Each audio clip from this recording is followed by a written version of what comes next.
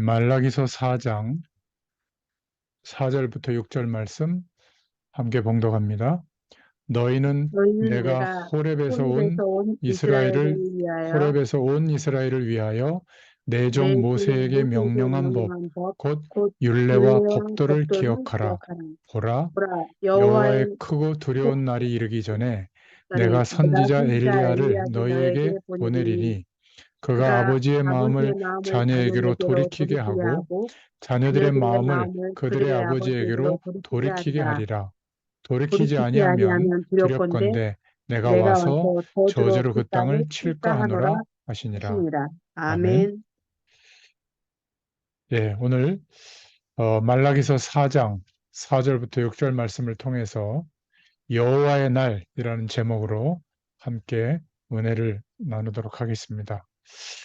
어, 코로나가 이렇게 시작될 때 하나님께서 왜 이렇게 어려운 질병을 전 세계에 어, 퍼지도록 허락하셨을까? 처음에는 답답하기도 하고 또 그때는 막 다 죽는 줄 알았기 때문에 왕래도 못하고 거의 뭐 여러 가지 활동이 위축됐잖아요. 그때 하나님께 기도하는 중에 뭔가 이렇게 우리 자신을 돌아보고 깊이 하나님을 바라볼 수 있는 시간을 주시는 게 아닌가. 불편한 건 맞지만 그래서 그때 나름대로 하나님의 음성을 제가 들은 것이 우리가 안다고 생각했던 하나님에 대해서, 그리스도에 대해서, 성령의 역사에 대해서, 하나님이 우리에게 구원해 주신 그 가장 근원적인 축복에 대해서 좀 깊이 생각해 보고 좀 기도하는 시간이 필요한 게 아닌가. 그 이유는 우리에게 약속하신 일을 땅 끝까지 이 복음이 진행되어지도록 하나님께서 약속하신 일을 이루시려면 우리의 노력과 열심으로 되지 않잖아요. 하나님의 능력으로만 가능한데 이게 우리에게 구호가 아니라 실제가 될 수 있도록 하나님이 역사하시려고 그런 기도 제목을 주신 것 같아요. 복음의 가장 근본적인 부분을 찾고 회복하고 좀 집중하자.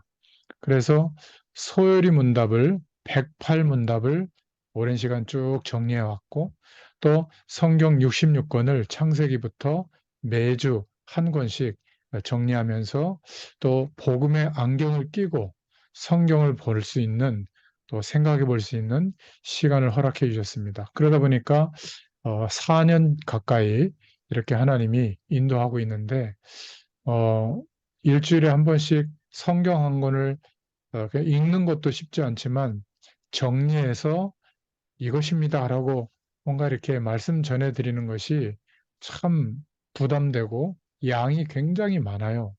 그것도 어느 가정에 부부를 위해서 메시지를 한 편 준비하고 같은 성경을 가지고 또 먼저 받은 1세대들, 우리 부모 세대들을 위해서 또 그런 기준으로 말씀을 정리하고 또 산업인들 현장, 그리고 복음 가진 청년 전문인 산업인 이 현장을 두고 또 말씀을 또 이렇게 적용해서 준비하는 것이 한 뭐 많이 걸릴 때는 15시간 걸리고요. 거의 10시간 가까이는 그런 시간을 갖게 된 것 같아요. 제가 워낙 모자라기 때문에 하나님이 이런 시간을 제 개인적으로는 주신다고 생각하는데 목회자로서 너무 성경에 대해서 모르고 있었구나. 이렇게 성경 66권을 통해서 우리에게 하나님은 지금도 하나님의 뜻과 계획을 말씀하고 있는데 우리는 여전히 내가 원하는 쪽으로만 말씀을 기대하고 생각하고 있었구나. 이런 것들이 많이 깨달아지게 되고요. 그냥 어떤 지식적인 충족으로 끝나는 게 아니라 하나님의 말씀이 그 어떤 것보다 위력이 있고 또 그 말씀이 믿어지는 역사가 있게 되면 지금도 그 한 사람을 통해서 남은 자의 축복을 허락하시고 또 그 사람이 있는 현장과 인생 전체를 통하여 하나님이 땅끝까지 이 복음이 증거되어지도록 역사하시는구나. 이것을 확인했습니다. 그래서 오늘 서론으로 먼저 생각해 볼 것은 성경에는 근심하지 마라, 염려하지 말라고 했는데 사실 우리가 하나님께서 함께 하시기 때문에 근심하고 염려할 필요는 없죠. 근데 고린도후서 7장 10절에 보면 근심하라고 하거든요. 어떻게 하면 하나님의 인도를 받을 것인가 근심해 보라고 했습니다. 저와 여러분이 정말 어떻게 하면 하나님의 인도를 받을 수 있지? 어떤 것이 하나님이 원하시는 것이지? 이런 근심이 있다면 여러분의 문제는 거의 해결될 줄로 믿습니다. 아멘. 성령의 인도를 받으려고 몸부림을 치거나 성령의 인도를 받으면 나이와 사회적 지위와 상관없이 하나님이 함께하는 축복이 나타나기 때문에 존경을 받게 됩니다. 만약 여러분들이 밉상을 받는 사람이라면 그 이유는 다른 것 때문이 아니라 성령으로 함께 하시는 이 축복의 인도를 못 받고 있어서 그렇다. 이렇게 깨달으시면 성경적입니다. 목회자들이 성령의 인도를 받으면 메시지가 살아납니다. 그런데 늘 성령의 인도를 안 받으면 말씀은 바르게 전하는데도 불구하고 그 메시지가 말씀을 듣는 사람과 안 맞죠. 그러면 혼란이 일어납니다. 또 사람이 조금 모자라게 생긴 사람이 성령의 인도를 받잖아요. 그러면 좀 멋있게 보입니다. 참 그래요. 그리고 아주 똑똑하고 잘생기고 예쁜 사람이 성령의 인도를 못 받고 있잖아요. 아주 뺀질뺀질하게 보입니다. 참 신기해요. 아무리 꾸며도 그렇습니다.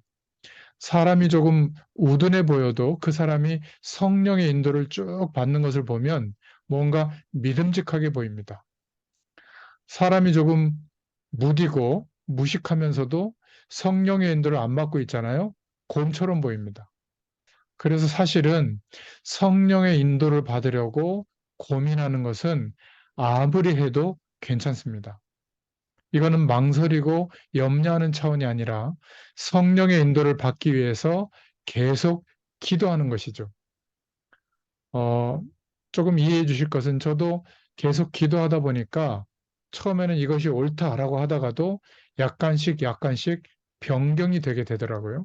그리고 어떤 때는 나는 모르고 기도했는데 기도하다 보니까 상상하지 못할 더 좋은 곳으로 계속 변경이 되도록 하나님이 인도하시는 거예요. 코로나 때 아무리 우리가 만남이 적더라도 어떻게 하면 이 말씀을 기다리는 사람들에게 전달할 수 있을까 고민하다 보니까 그때 저 신림동 나락방에 하완 자매하고 그 따님이 이렇게 줌이라고 하는 이 어플리케이션으로 비대면으로도 만날 수 있는 그런 것을 이렇게 실제로 설치해가지고 노트북으로 실현을 시켜줬거든요. 그것 때문에 제가 막 이렇게 잘 모르지만 나름대로 공부하고 이제는 썸네일까지 만들어서 올리고 이제 유튜브에다가도 그 저장된 영상 파일이나 그런 것들을 이제 올리고 말이죠. 자료화해서 이제는 전 세계 어디에 떨어져 있더라도 혹시 그 시간대에 못 들어온다면 같이 말씀을 들을 사람들에게 전달할 수 있는 그런 길들이 열려지게 됐잖아요. 처음에는 그게 아주 작은 일 같았는데 굉장히 중요한 응답들이 계속 열리게 되는 겁니다. 물론 어떻게 받느냐, 성령 인도를 어떻게 받느냐 이게 중요하겠죠. 그런데 내 속에 정말 복음이 있다면 하나님께서 우리의 생각을 인도해 주십니다. 그리고 이 복음을 전해야 되겠다고 할 때는 좀 달라지게 됩니다. 천왕동에 그 백원사님이 정말 그 언니 가정과 가문을 위해서 오랫동안 기도하셨는데 드디어 하나님이 너무 말을 안 들으니까 완전히 묶어 놓으시고 중환자실에 이제는 연명 치료를 중단할 상황으로 몰고 가셔서 이제 마지막이 되니까 그 아드님이 이렇게 허락해 줘 가지고 어제 대전에 가서 왕복 5시간 운전하고 가서 혼자 들어가는 그 중환자실에 가서 어, 하나님 말씀을 전하고 영접하는 기도를 영혼은 살아있다고 생각해서 하는데 이분이 눈을 뜨고 저를 이렇게 보더라고요. 그리고 영접 기도 한 3분의 2쯤 하는데 따라서 하시라고 하는데 고개를 끄덕끄덕 3번을 하시는 거예요. 간호사가 오면서 대화는 안 돼도 하시는 말씀을 알아들을 거라고 이렇게 귀띔을 해주더라고요. 뭐 거의 기적 같은 일이죠. 저는 예수 잘 믿고 이 땅에서도 행복하게 사는 것, 그것도 중요하지만 영원한 하나님 나라의 배경 속으로 우리의 인생이 끝나면 당연히 들어가야 되잖아요. 구원 속으로 들어가야 되잖아요. 하나님이 그렇게 응답하시는 것을 저는 보게 됐습니다. 그러니까 얼마나 감사한지 함께 갔던 우리 강장로님이나 또 그 첫째 따님 참 기도 속에서 같은 그런 은혜를 누렸습니다.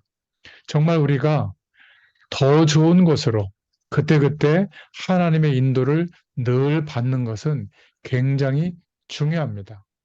그러니까 이렇게 되고 난 이후에 앞, 뒤, 좌우, 상하를 보고 우리가 이제 인생을 하루하루 인도받는 거잖아요. 우리의 과거도 보고 현재도 보고 이때부터 미래도 보는 겁니다. 언제요? 성령의 인도를 받기 위해서.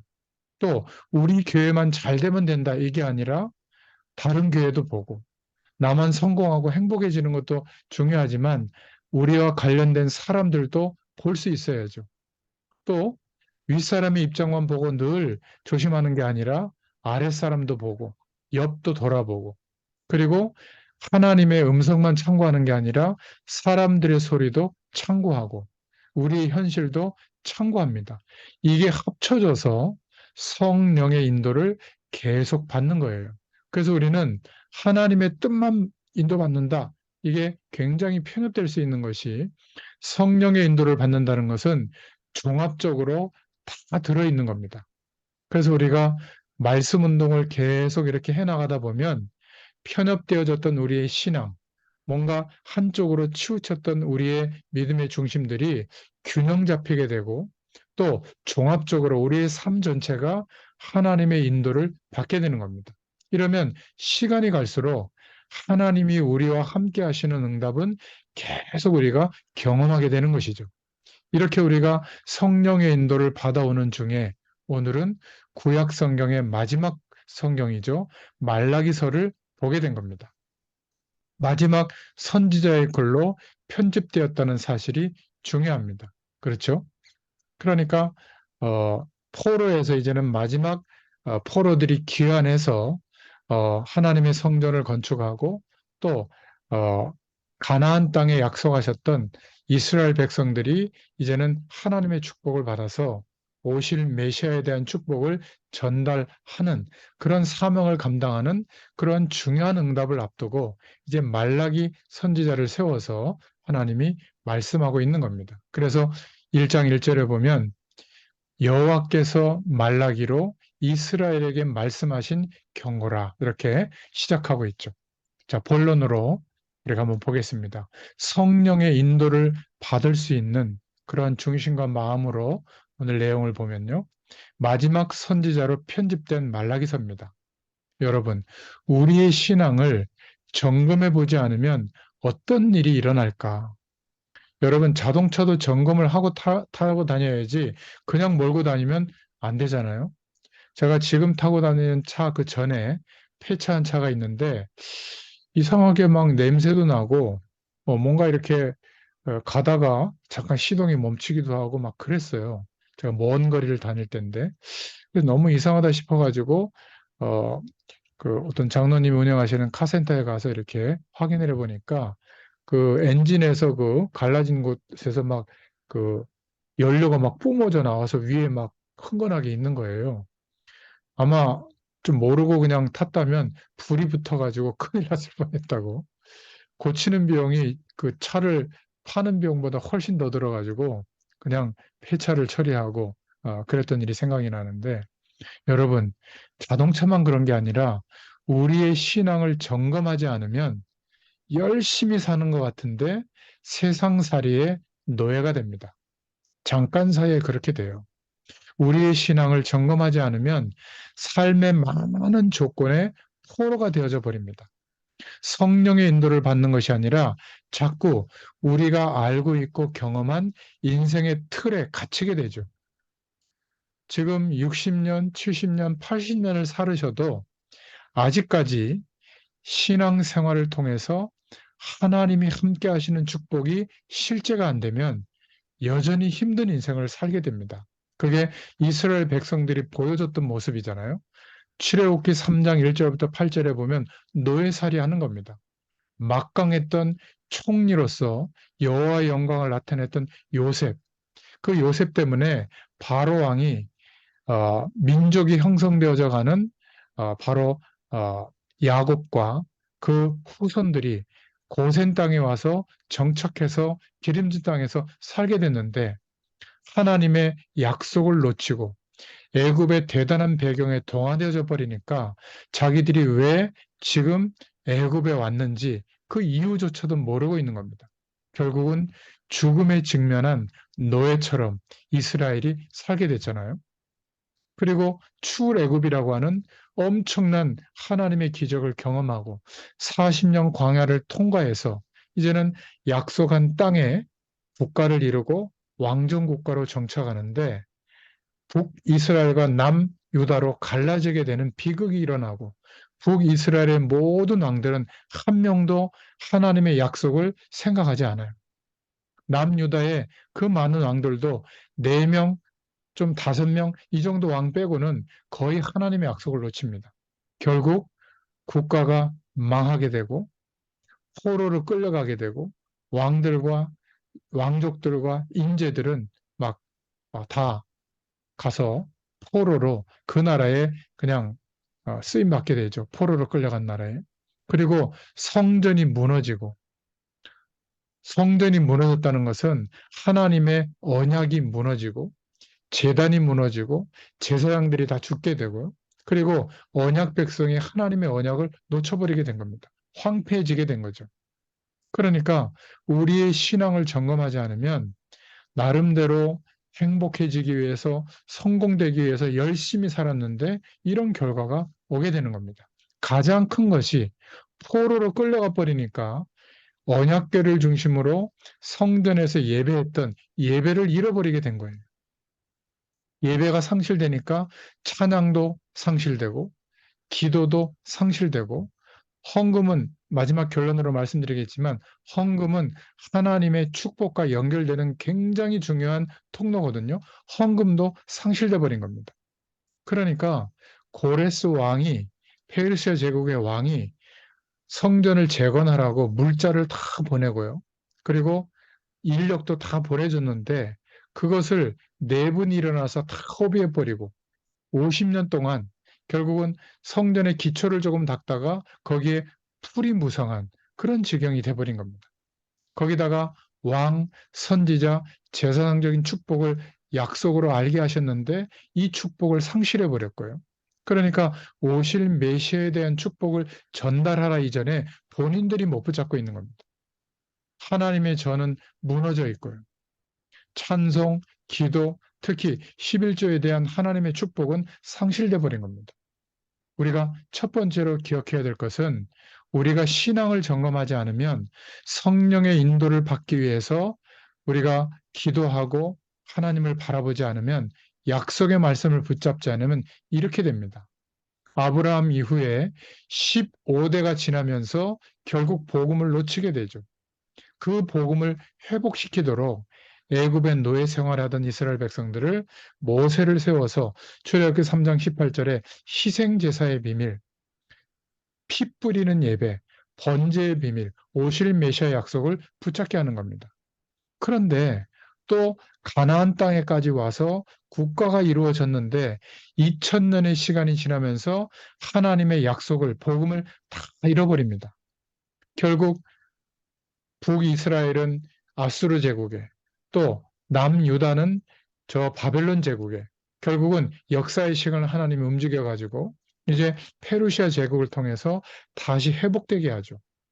그래서 이사야서 7장 14절에 처녀가 잉태아들을 낳을 것인데 그 이름을 임마누엘이라 하라. 역사의 시간, 2000년의 시간을 저희가 구약 성경의 말씀을 통해서 확인했잖아요. 그런데도 또 복음을 놓치는 겁니다. 그래서 이 마지막 구약 성경 이후에 말라기 이후에 마태복음의 말씀이 주어질 때까지 400년 동안 침묵하는 하나님께서 뭔가 하나님의 역사를 보여주는 말씀의 기간이 중단되는 그런 암흑 시대가 오게 되는 겁니다. 너무 안타깝죠. 그래서 500년 만에 그 이후에 예수 그리스도를 통해서 주님이 이 땅에 오셔서 회복시킵니다. 그런데도 불구하고 초대교회에 잠깐 복음이 회복되고 난 이후에 로마가 이제는 국교화시키고 더 이상 복음 전할 이유가 없이 모든 국민은 다 로마의 백성들은 교회에 나와야 되니까 전도하지 않는 거예요. 그리고 하나님이 축복하신 교회의 축복을 유지하고 관리하기 위해서 복음보다 제도와 틀과 그것을 움직이는 사람을 위해 두는 겁니다. 복음이 또 희미해지고 상실돼 버린 거예요. 그래서 결국은 로마서 1장 16절 17절에 의인은 오직 믿음으로 말미암아 살리라 고백했던 이 믿음의 고백을 가지고 종교 개혁이 완성되어지죠. 그래서 다시 하나님은 복음 중심으로 개신교회가 시작되도록 합니다. 그런데도 안타까운 것은 그 종교개혁이 일어났을 때 잠깐 회복되어졌던 이 복음이 이제 개신교회도 계속 전도와 선교를 통해서 확산되고 난 뒤에 이제 우리가 루터의 종교개혁 이후에 500년이 됐거든요. 그런데 한국만 하더라도 교회마다 과연 복음이 얼마나 회복되고 있을까? 교회 안에 성공하고 잘되고 부자되고 커지고 이런 세상의 복의 기준, 세속주의가 들어와서 하나님의 축복이 잘되고 성공하는 거로 생각해요.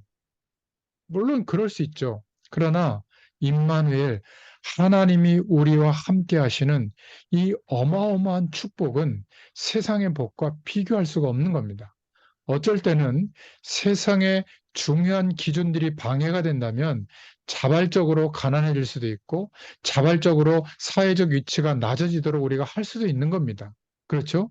무조건 성공하고 잘되고 커지는 것이 하나님의 뜻은 아니에요.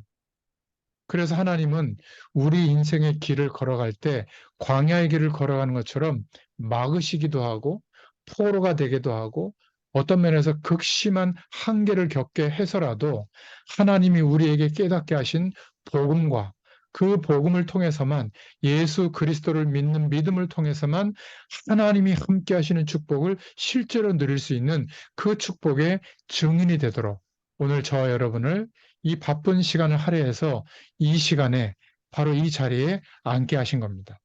여러분, 마지막 선지자에게 주셨던 말라기서를 통해 주셨던 잃어버린 이스라엘의 모습과 이제는 우리의 신앙을 성령의 인도받을 수 있도록 점검하도록 말씀을 주시는 줄로 믿습니다.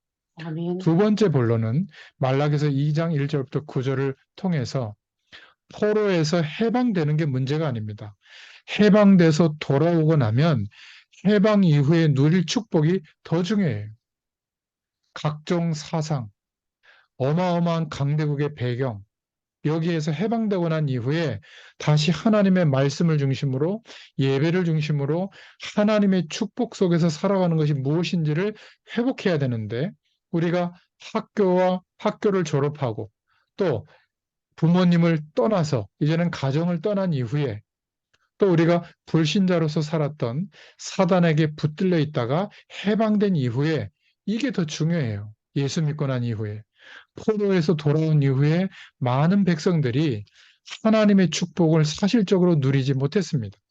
그래서 말라기서에 보면 불경건, 자폰, 말씀을 무시한 거, 11조를 무시한 거 이런 것들을 다 회복하라고 말씀하고 있는 겁니다. 하나님께서는 지금도 과거도 우리를 하나님의 축복으로 축복하시기를 원하십니다. 그래서 말라기서에는 에서처럼 되지 마라. 야곱과 에서 아시잖아요. 늘 먹는 것, 입는 것, 육신적인 것만 추구했던 에서. 장자의 축복 속에 있었지만 장자의 언약, 하나님이 장자의 언약을 통해서 하나님의 축복을 메시아 오실 때까지 전달하는 이스라엘의 전통이 있었는데 장자의 언약을 파쪽한 것으로 팔아버릴 정도로 육신적이었습니다.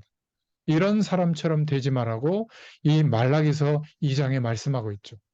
이 시대에 제사장의 관심, 지금으로 말하면 목사님들의 관심, 중직자들, 장로님들의 관심, 또 뭐 사모님들의 관심, 하나님이 지금 이걸 묻는 거예요.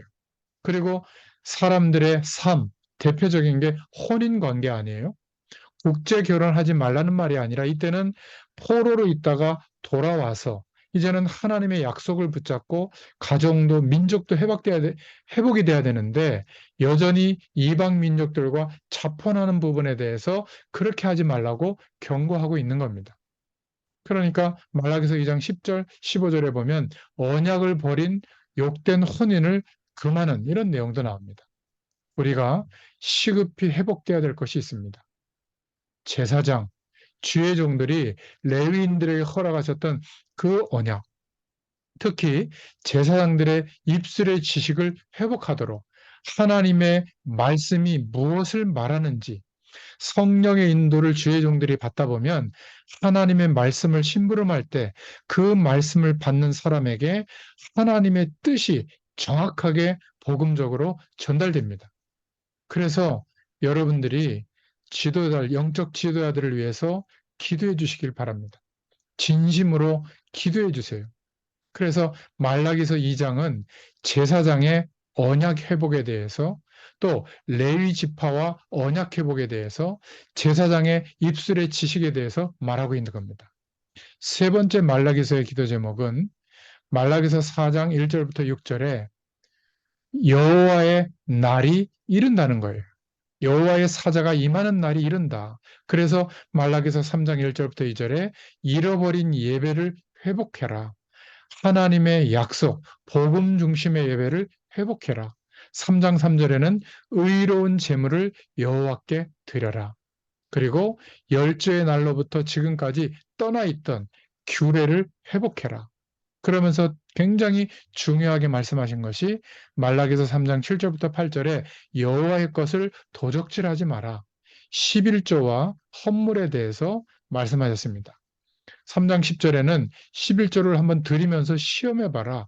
복을 주는지 안 주는지를 확인해 봐라. 11절에는 3장 11절에는 황충을 금하여 메뚜기 떼죠.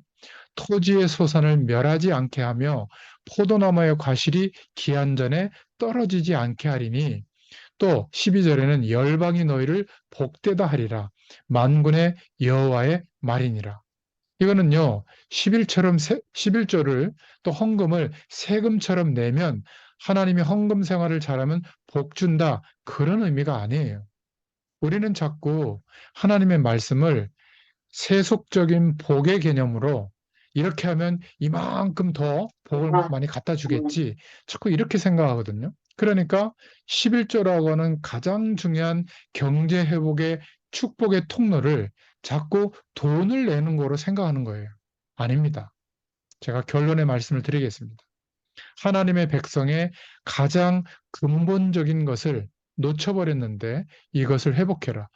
하나님이 하나님의 것을 우리에게 허락하시는 통로가 11조라고 하는 중심이에요. 이 사람들이 포로로 끌려가서 여러 세대를 살다 보니까 이런 중요한 축복의 내용들을 다 놓쳐버린 겁니다. 지도자들이 빨리 일어나서 예배를 회복하고 하나님의 축복의 통로, 경제 회복, 빛의 경제가 회복되는 통로가 11조거든요. 이것을 회복하라는 겁니다.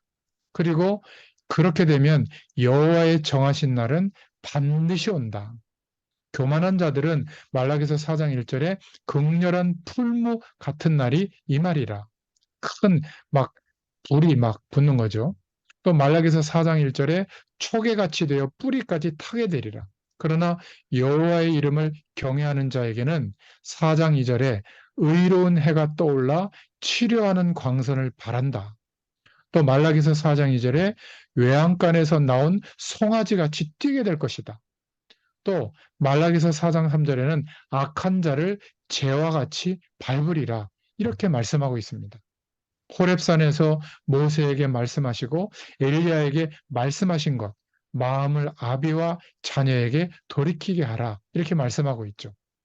우리가 복음 안에서 회복된 사람들이라면 초대교회가 누렸던 그 축복, 개혁교회가 누렸던 축복, 전도자들마다 그 모일 때마다 하나님이 역사하셨던 축복, 성령이 인도하시는 하나님의 축복을 누려야 될 줄로 믿습니다.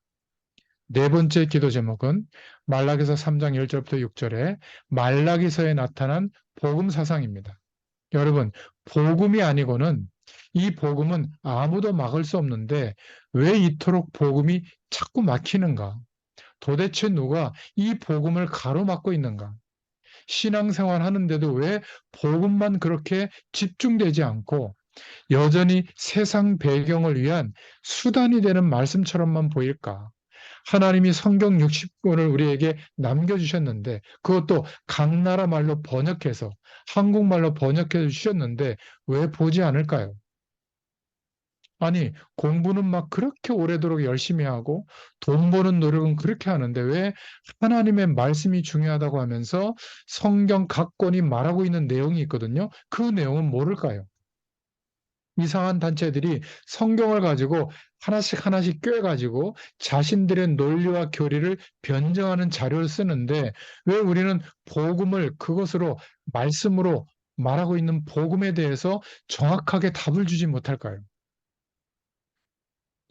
이렇게 사단이 우리를 속이고 있는 겁니다. 아브라함 이전부터 있었던 복음 사당을 수십 대가 지나면서 애굽의 노예로 고난당하게 되도록 그렇게 속였지만 하나님은 출애굽기 3장 18절에 복음을 관통하는 하나님의 약속을 붙잡게 하셔서 회복시킨 겁니다. 가나안 땅에 와서도 이 중요한 그리스도께서 오실 복음 사상을 놓침으로 왜 가나안 땅에 존재하는지 목적을 상실하고 열심히 왕정 제도를 가지고 살았지만 2000년 넘게 지난 후에야 깨닫게 됐죠. 처녀가 잉태아들을 낳을 것인데 그 이름을 임마누엘이라 하라. 그 바벨론에서 하나님의 약속을 붙잡았는데 자신들이 독립운동한 게 아니라 하나님이 다시 회복시킨 겁니다. 그리고 나서 또 선지자들을 통해서 계속 하나님의 약속을 증거하는데 여전히 붙잡지 못해요. 500년의 시간이 흘러서 이제는 직접 말씀의 주인 되신 예수님이 이 땅에 그리스도로 오시고 죽으시고 부활하심으로 우리에게 그리스도의 일을 완성해 주신 겁니다. 복음을 잠깐 깨달았지만 그 이후에 중세 시대를 지나면서 1500년이 지나 결국 종교개혁이 일어날 때까지 복음이 희미해진 그런 시대가 된 겁니다. 루터 이후에 500년이 지나면서 지금 우리 시대에 이 복음을 강조해야 될 점점 더 세상의 복이 하나님 없어도 그 세상의 복만 있어도 된다라고 하는 사상이 인생관이 세계관이 번지고 있는 이때에 세상과 담쌓도록 만드는 이상한 이론은 흥행하고 있고 세상 속에서 하나님의 능력으로 빛으로 소금으로 능력으로 살아가는 이 축복이 무엇인지는 전달해 주지 못하는 이런 안타까운 시대에 저와 여러분들에게 하나님은 복음의 가장 근본적인 축복으로 이렇게 말씀을 허락하시는 줄로 믿습니다. 아멘. 여러분, 이렇게 작은 빛을 바라는 그 남은 자 한 사람이 되도록 우리를 축복하시는 줄로 믿습니다. 아멘. 아니, 목사님, 살만한데요? 괜찮은데 왜 자꾸 그렇게 이상한 얘기를 하세요? 바로 이게 문제예요. 지금은 살만한 시대가 된 게 아니라 위기의 시대로 점점 가고 있는 겁니다. 왜 자꾸 복음을 우리가 강조하고 일주일에 한 번씩 이렇게 복음의 말씀을 붙잡도록 자꾸 하죠? 이 내용이 우리의 가정에서, 우리의 일터에서 계속 강조되도록 초대교회는 120명의 성도들, 그 100여 명의 성도들의 집집마다 말씀이, 복음의 사상이 계속 강조되어지는 말씀 운동이 있었어요. 모이면 이 축복을 누렸고 흩어져서 누렸습니다. 평신도들의 현장에 이게 사라지게 된 거예요. 교회사에 보면 사라지게 된 겁니다. 그래서 지금 우리 시대에 저와 여러분들의 집에 그것도 지속적으로 저와 함께 말씀 운동을 통해서 하나님이 우리의 현장에 준비하신 사람들을 일으켜서 그 현장에서 복음으로 세워지도록 그래서 여러분들의 현장에 이제 교회에 데리고 가셔서 함께 전도와 선교의 축복을 누릴 한 팀으로 세워지도록 우리가 말씀 운동을 하고 있잖아요. 그래서 초대교회에 했던 그 성령의 역사가 우리에게도 나타나도록 하자. 우리의 집에도, 우리의 현장에도. 그래서 무슨 동 다락방 이렇게 해서 말씀 운동을 하고 있잖아요. 오늘은 제가 이번 주에 사정상 몇 군데를 못해서 함께 이 시간에 모이고 있는 겁니다. 여러분, 이게 바로 말라기서에 나타난 복음 사상이에요. 이 복음이 유일한 답인데 누가 가로막고 있는가? 여러분, 우리의 인생을 통해서 누가 가로막고 있고 왜 집중하지 못하도록 하는가? 집중한다는 것은 다른 것을 안 한다는 말이 아니에요.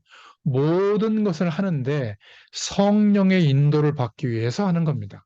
이게 차이점이에요.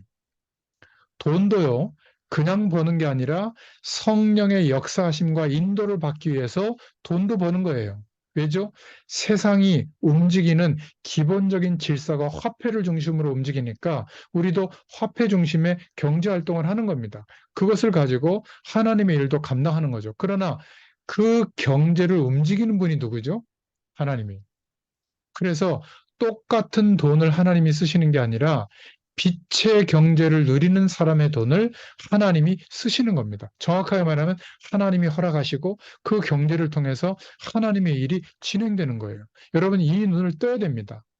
노래 잘하는 사람, 음악적 실력이 있는 사람이 노래를 하는 게 아니에요. 제가 이번 주일날은 저희 교회 수원 지교회당이 있는데 부탁을 하셔서 찬양대 헌신 예배를 인도하러 갑니다. 그때 말씀드릴 주제를 이번 주에 찾았어요. 노래가 같은 노래가 아니다. 하나님이 쓰시는 영광 받으시는 노래가 있다. 찬양대원은 이 노래를 할 줄 알아야 된다. 이게 제가 말씀 전할 제목을 찾았거든요. 여러분, 돈을 많이 드린다고 하나님이 기뻐하는 게 아닙니다. 하나님은 우리보다 가난하지 않아요. 하나님은 우리의 도움이 필요한 게 아닙니다. 하나님이 가지고 계신 빛의 경제를 우리가 응답으로 받아야 되는 거거든요. 그 축복이 통하는 게 11조예요. 그런데 11조를 너무 오해하고 있는 겁니다. 부담스러워하고 있는 거 있죠. 그래서 돌아가서 성전을 재건하고 그 강대국 틈바구니에서 그 강대국의 복음의 영향을 미치려면 회복돼야 되잖아요. 그래서 예배를 회복하고 주의 종들을 회복시키고 11조를 다 회복하라는 겁니다. 그러면 여호와의 정하신 날은 반드시 온다는 거죠. 말라기서에 나타난 복음 사상입니다. 말라기서 1장 2절에 야곱을 사랑하고 에서를 미워하신 여호와를 말씀하고 있고요. 말라기서 2장 5절부터 6절에 레위 지파의 언약을 왜 레위 지파가 중요한가 그 언약을 설명하고 있고요. 말라기서 3장 1절에는 여호와의 사자가 길을 예비하는 메시지를 주신다. 그 메시지를 주시는 여호와다. 이렇게 말씀하고 있는 겁니다. 여러분, 무엇이 우리에게 필요한가를 말하고 있는 겁니다. 세상 배경에서 전전긍긍하고 살아가는 게 아니라 세상 배경 속에서 살아가지만 하나님 나라의 배경으로 사는 인생이 무엇인지를 알게 하려고 다른 말로 얘기하면 출애굽의 행복을 우리에게 깨닫게 하는 거죠. 포로처럼 노예처럼 묶여 살던 거기에서 출바벨론하는 기쁨이 필요한 겁니다. 또 많은 제사장, 선지자, 예배, 부흥 이게 필요합니다. 그런데 진짜 필요한 게 뭐죠? 모든 것을 살릴 복음이 필요한 겁니다. 모든 힘을 회복할 그냥 예배가 아니라 하나님의 언약을 붙잡는 예배가 필요한 거예요. 먹고 사는 행복한 그렇게 되어지는 의식제 문제만을 해결하는 경제가 아니라 세계를 치유하고 살릴 경제가 필요합니다. 여러분, 이것으로서 구약 성경 전체 선지서의 메시지를 끝냅니다. 어떻게 회복될까? 결론이 뭐죠? 예배를 회복하라는 거예요. 예배 회복. 육신적인 예배만 드리지 말고 언약 잡은 예배를 회복해라. 그러면 하나님이 약속하신 모든 것을 다 허락하겠다. 이렇게 약속하신 겁니다. 오늘 말라기서를 통해서 여러분이 신앙생활하는 가운데 남겨진 인생에 하나님의 빛의 경제의 축복을 누릴 결론으로 성도의 헌금 생활을 결론으로 좀 말씀드리겠습니다. 왜냐하면 말라기서의 그 내용이 나오니까요. 우리가 성경을 매주 읽어가는 중에 오늘 말라기서를 주셨다는 것은 오늘 말씀드린 여러분에게 하나님께서 이 축복을 주시겠다는 약속입니다. 여러분 지금 미국과 유럽은 큰 교회 몇 개는 있지만 거의 모든 교회가 문을 닫고 있습니다. 미국에만 가보더라도 큰 예배당들이 뭐 운영이 안 되니까 그냥 본인들은 일부 예배 드리고 2부 예배, 오후 예배는 한국 목회자들이 한인들과 같이 예배 드리는 예배당으로 빌려주고 임대료로 생활을 해요. 그런 교회들이 많습니다. 그리고 문을 닫고 있는 교회가 많아요.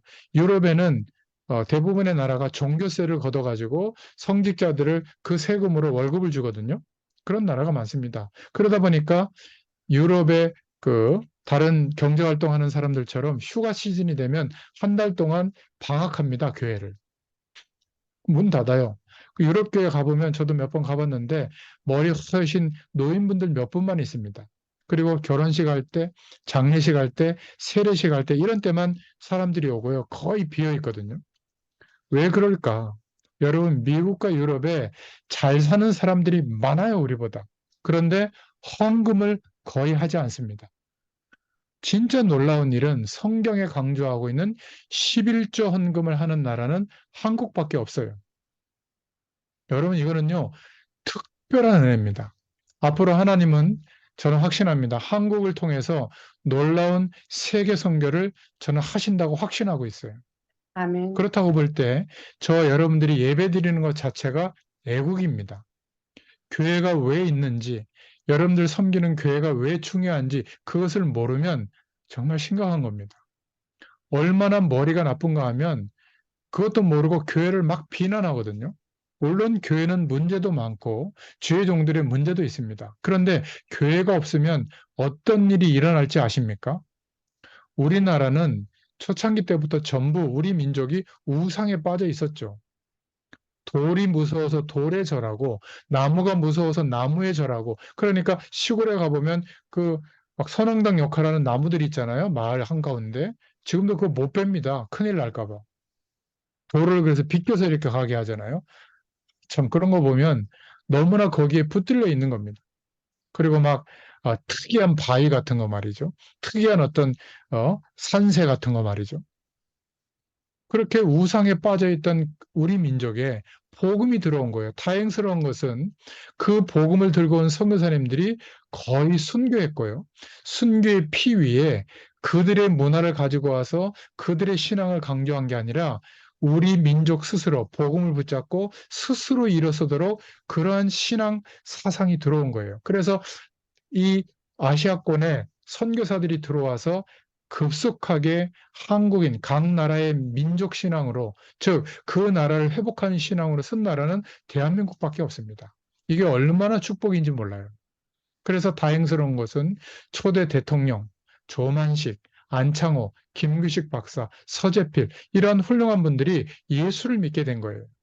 그리고 서당 중심의 교육이었던 우리나라가 처음 연세대학 같은 경우도 선교사가 세운 학교잖아요. 또 최초의 병원, 그 병원도 선교사들이 세운 병원입니다. 그러니까 근대 문물이 들어오고 우리나라가 세계를 향해서 눈을 열기 시작한 게 바로 복음 때문이에요. 이게 우리나라가 축복받은 이유 중에 하나인 겁니다. 그래서 이 모든 선교 활동과 우리나라에 하나님이 축복하시는 내용이 그 나라의 성도들이 드렸던 헌금과 관계가 있는 것이죠. 그래서 오늘 결론의 첫 번째로 도대체 헌금이 뭐냐? 헌금은 돈을 드리는 게 아닙니다. 저와 여러분이 신앙을 가지며 그 신앙 속에서 생활하는 가운데 감사해서 그 감사의 내용을 헌금으로 드리는 겁니다. 예전에 제가 어릴 때는 교회에서 자랄 때 어머니들이 그 밥을 할 때 요만한 그 종지로 한 공기씩 떠가지고 따로 모았어요. 요만한 그 자루에 모아가지고 한 달에 한 번인가 일주일에 한 번인가 그 자루를 가지고 와서 성미라고 해서 그 성미함이 있었습니다. 그러면 주회종들은 그 성미를 가지고 먹고 또 교회 어려운 사람들 쌀을 나눠주고 그렇게 했거든요. 그때는 드릴 화폐 돈이 없으니까 그렇게 어떤 사람은 닭을 가지고 오기도 하고 계란을 가지고 오기도 하고 채소를 가지고도 하고 저 그런 걸 많이 봤거든요. 근데 지금은 돈으로 이렇게 한단 말이죠. 근데 그 돈을 들였다고 해서 헌금이 되는 건 아닙니다. 여러분들이 어떤 신앙과 감사의 고백이 있는가, 그 헌금에 기도의 제목이 있는가, 그래서 하나님께 드리는 중심이 중요한 겁니다. 여러분이 자꾸 목회자에게 드리고 교회에다가 한 것처럼 보이지만 실제로는 우리가 하나님께 드리는 것이 헌금이에요. 그럼 하나님은 가난해서 우리 헌금을 받느냐? 그게 아닙니다. 여러분, 우리가 헌금을 하는 것은 은혜를 받아서 하는 거예요. 세상에서 돈을 쓰는 것은 전부 어쩔 수 없이 쓰는 거지만 우리가 은혜를 받고 하나님의 은혜에 감사해서 하는 게 헌금입니다. 같은 돈인데 달라요. 그래서 이 중심이 담긴 헌금이 모이는 곳에는 하나님이 축복합니다. 그 교회는 살아나죠. 그러니까 헌금이 문제가 아니라 신앙 행위 자체, 신앙 생활을 통해서 감사해서 드리는 헌금은 결국 하나님께 영광 돌리는 일이에요. 그래서 헌금을 하는 겁니다. 세상의 모든 사람들은 돈을 쓰는 목적이 전부 자신을 위해서 쓰잖아요. 근데 우리는 헌금이라고 하는 돈은 하나님의 영광을 위해서 쓰는 돈입니다. 달라요, 목적 자체가. 그래서 헌금에는 우리가 교회에 보면 막 열 몇 가지 헌금이 있는데 크게는 두 종류가 있습니다. 하나는 11조고 하나는 각종 헌금이에요. 두 가지로 이해하시면 됩니다.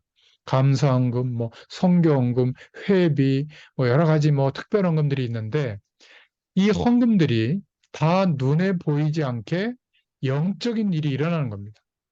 여기서 기억해야 될 것은 11조는 사실은 헌금이 아니에요.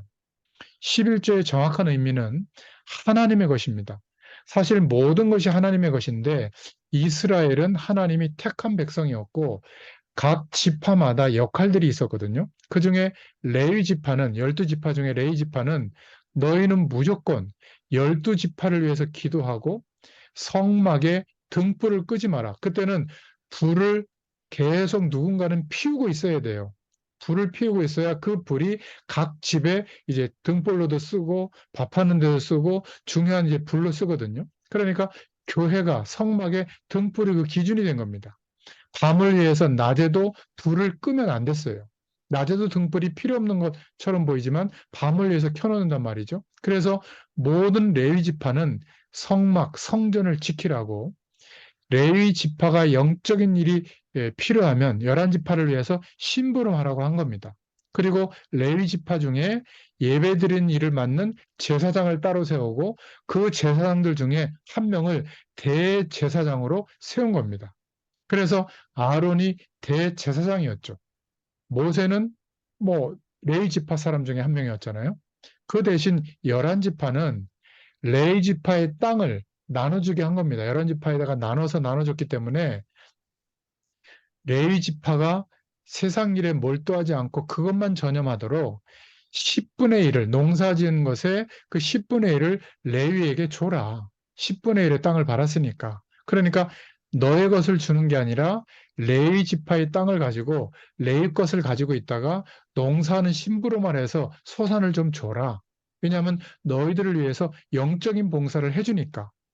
자기들이 육신적인 것을 좀 도와주는 의미였어요.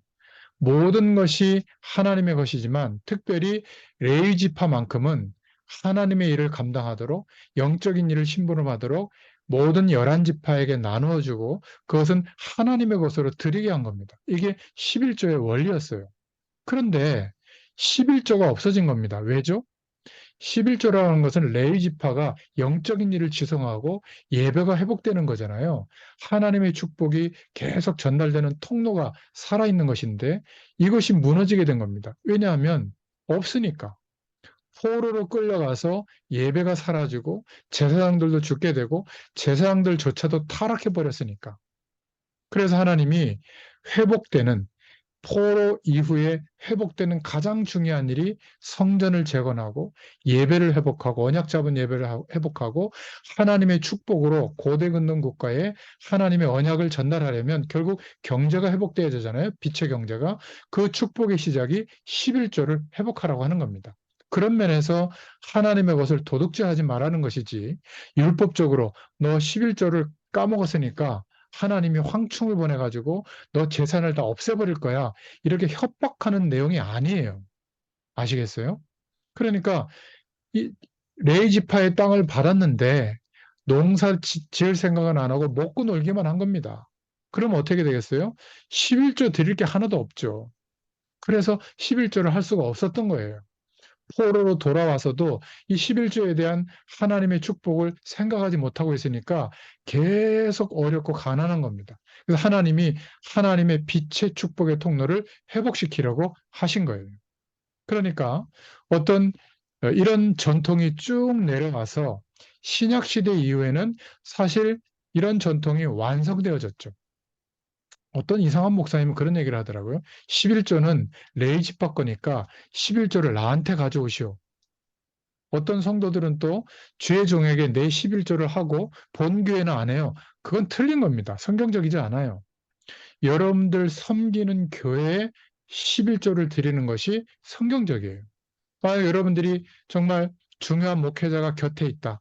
저분을 좀 전도자니까 도와야 되고 싶으면 여러분들이 또 다른 물질을 가지고 뭐 성경음에 이렇게 드리면 되는 것이지 11조를 떼가지고 그분한테 드린다? 생활하도록? 그거는 절대 성경적인 게 아닙니다. 혹시 그런 분이 있다면 생각을 바로 하시길 바랍니다. 어떤 목회자가 그런 걸 강조한다면 그건 성경적이 아니라고 보시면 돼요. 저한테도 몇 번 그걸 물어보더라고요. 그래서 본교회가 그건 하는 거라고. 약간 좀 아쉽기도 했었는데 하여튼 목회자가 이렇게 약해요. 그러니까 11조를 그렇게 생각하시면 되고요. 이렇게 생각하시면 됩니다. 내가 내 소득의 10분의 10도 부족해가지고 빚을 내서 사는 형편이라면 하나님의 자녀가 복음 안에서 사는 게 아니에요. 내 삶이 10분의 1을 드려도 11조를 드려도 지장을 안 받는다는 것은 나의 삶이 하나님의 축복으로 지켜지고 있는 겁니다. 안정되고 있다는 말이 되거든요. 그렇지 않습니까? 그러니까 내 인생 공부를 제대로 하고 있다는 증거가 11조 헌금이에요. 더 중요한 것은 11조 말고라도 교회 또는 하나님의 일에 하나님이 필요로 하실 때 내가 드릴 수 있는 물질이 있다는 것은 빛의 경제와 연결되어져서 살고 있는 반증입니다.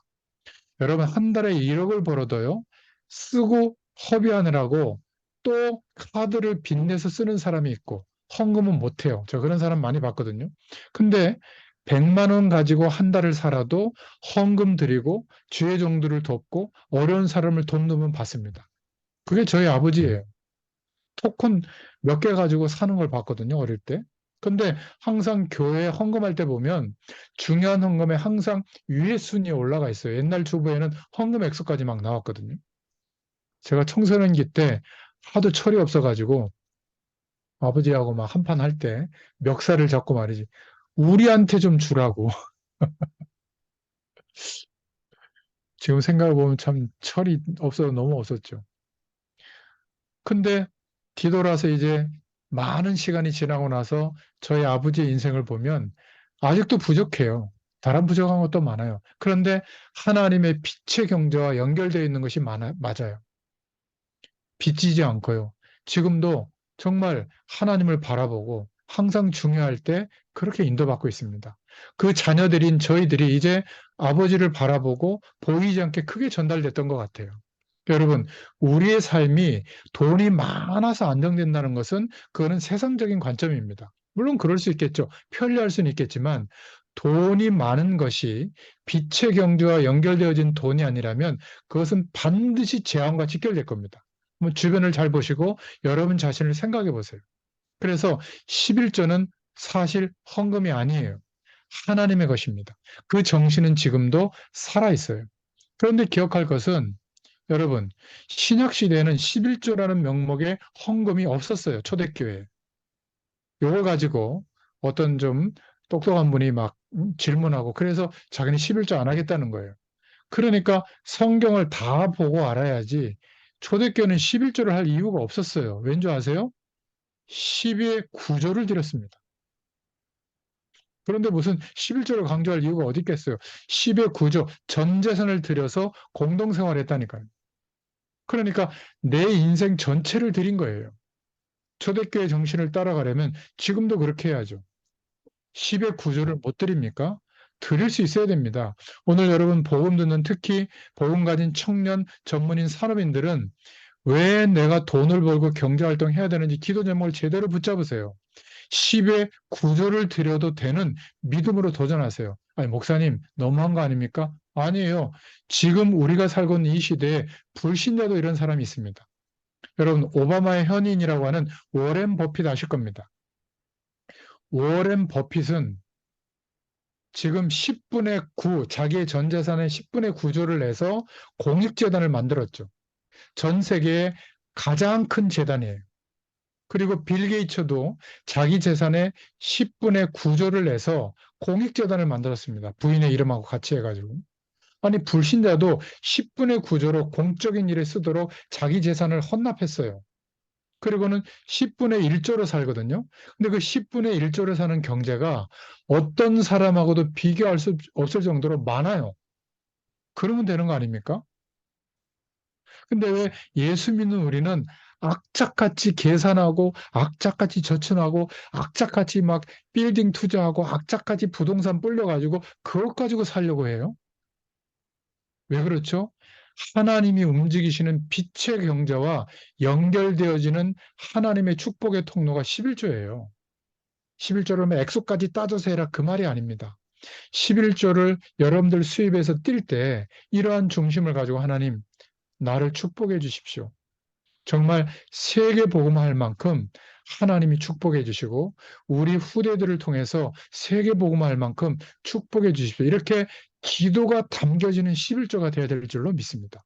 그러면 의미가 있어요. 안 그러면요 11조 드릴 때 아깝다니까요. 여러분 수입이 작을 때는 그래도 드리는데 여러분 수입이 1억인데 1,000만 원을 11조로 드린다? 아마 좀 아까울 거요. 수입이 10억인데 1억을 11조로 드린다? 아까울 거요. 근데 10분의 9조를 드릴 믿으면요. 다른 겁니다. 빛의 경제를 발견한 사람이. 그러니까 초대교회는 훨씬 우리보다 경제 활동을 못했고 어려운 사람들 거의 다 했는데 경제가 어렵지 않았어요. 빛의 경제를 누리는 전 재산을 드리고 공동생활하도록 자신을 들였던 사람들이 있었던 겁니다. 가이오 하는데요. 여러분 많이 가진 사람이 10분의 9조를 드린다. 이건 불가능할 정도로 힘든 겁니다. 그런데 그런 일을 했다니까요. 여러분 기도 제목 삼으시기 바랍니다. 지금부터 여러분들이 10분의 9를 헌금으로 드려라 그 말이 아니에요. 11조를 드릴 때마다 하나님 10분의 9를 드릴 만큼 그리고 10분의 1을 가지고 살아도 어떤 사람과 비교할 수 없는 경제의 문을 열어주옵소서. 제가 평신도면 그렇게 기도하고 헌금 생활 하겠어요. 이게 말라기서의 11조의 헌금의 정신이에요. 여러분 지금도 이 원리는 동일합니다. 예수를 제대로 믿는 평신도 12명이 모이면 한 명 정도는 선교사를 파송하고 후원할 수 있을 정도는 돼야 돼요. 전도자 한 명을 책임질 정도로 여러분들의 경제 축복이 와야 되는 겁니다. 그게 바로 헌금의 의미예요. 여러분 기도하시길 바랍니다. 여러분 평생에 10명 정도, 12명 정도의 함께 복음당할 사람 한 팀을 만나시고 이 팀이 한 종족, 아직도 5천미 전도 종족이 남아있거든요. 복음을 못 들은 그 한 종족을 맡아서 그 종족 전체가 복음화되도록 기도 제목 삼으세요. 그리고 돈 달라고 기도하세요. 하나님 역사합니다. 이게 헌금할 때의 중심이에요. 저 여러분 오늘 말라기서를 마무리하면서 헌금의 축복, 빛의 경제와 연결되는 축복 누릴 수 있기를 축원드립니다. 이 응답이 와야 하나님의 빛의 경제와 만나게 되는 겁니다. 그래서 마지막으로 헌금할 때의 자세인데 헌금 드릴 때마다 1,000원을 드려도 10,000원을 드려도 하나님 앞에 약속하고 서원한 것이 있잖아요. 그 약속을 붙잡고 헌금하면 돼요. 그러면 됩니다. 그리고 절대로 사람 앞에 하지 마세요. 하나님 앞에 드리시길 바랍니다. 그리고 교회 와서 호주머니에서 꺼져가지고 헌금 봉투에 넣는 건 절대 하지 마세요. 미리 집에서 헌금 봉투에 넣고 기도 제목이 있다면 기도로 그 헌금 봉투를 붙잡고 기도하고 그리고 드리는 거예요. 자녀들에게도 가르쳐 줘야 돼요. 내 삶을 위해서 쓰는 돈보다 헌금부터 준비하도록. 이게요, 당장은 아무런 표시가 안 납니다. 그런데 인생의 많은 시간이 축적되잖아요. 하나님의 경제와 연결되는 다른 결과가 오게 되는 거예요. 그리고 사람 앞에 하는 것이 아니니까 인색하게 하는 게 아니라 감사하면서 할 수 있기를 바랍니다. 가능하면 하나님 앞에 우리가 많이 드리고 살아야 되겠다. 이런 기도를 가지고 헌금을 해보세요. 그런 사람들은 다 육신적으로도 하나님의 응답을 받았습니다. 나는 평신도로서 헌금을 많이 드려서 하나님께 가장 크게 영광 돌려드리겠다. 이 구체적인 기도를 했던 사람들이 록펠러잖아요. 그죠? 나는 전 재산을 하나님께 드려서 세계복음화 해결됐다. 그런 사람이 이 예수님 시대에 바울 시대의 브리스길라 아굴라 부부였습니다. 내 사업이 전적으로 하나님께 쓰임 받겠다고 한 사람들이었거든요. 여러분, 그래서 여러분이 기쁨으로 드리는 그 헌금이 중요한 겁니다. 작은 헌금 그것이 영적인 것에 아주 중요하게 쓰이는 오병이어의 축복이 나타나는 통로가 될 줄로 믿습니다. 저는 기도합니다. 오늘 말씀 듣는 여러분들이 이 빛의 경제의 축복의 대열에 여러분들이 설 수 있기를 축원드립니다. 우리는 경제 축복이 목적이 아니에요. 하나님이 함께 하시는 열매 중에 하나죠. 그러나 하나님이 역사하시는 빛의 경제의 축복에 그 대열에 설 수 있는 여러분이 되시기를 축원드립니다. 처음부터 도저히 이해할 수 없는 11조를 드렸던 아브라함, 멜기세덱을 만나서 11조를 드리지 않았어요? 동방의 최고 부자인 욥, 그리고 선지자 100명을 숨겨서 일으킨 오바댜, 최고의 경제력을 창출시켰던 평신도 다윗, 세계를 움직이고 다닌 바울과 초대교회, 이 축복의 대열에 바로 우리가, 저와 여러분이 서 있는 줄로 믿습니다. 여러분, 오늘부터 헌금할 때, 또 주의 종들을 도울 때 기도하면서 헌금하시기를 축원드립니다. 정말 하나님께 예물 드릴 때 기도하셔야 돼요.